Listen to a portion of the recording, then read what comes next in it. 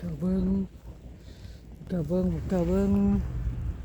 ลมแห้งคักแห้งเนี่ยโอ้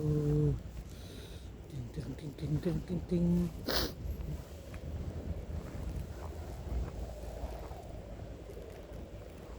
ลมแห้งคักแห้งเนี่ย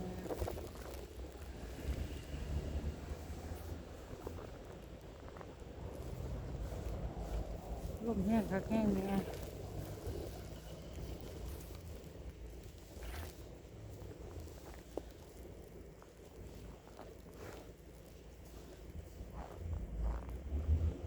แต่บ่หนาวแต่ว่าลม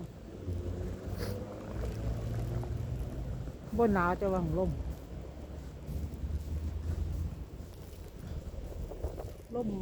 คือลม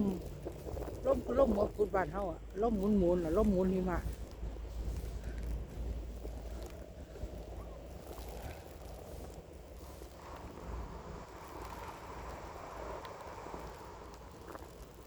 ลมหมุนหิมะ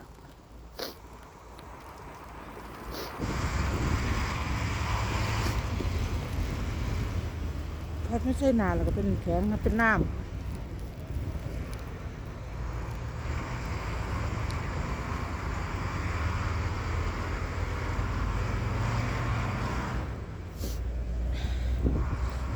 เป็นน้ำมาตกใส่ตาเขาหมุนคือข้มหัวกุดบ้านเขาอ่ะลมหัวกุดหมุนหัวกุดแรงอ่ะ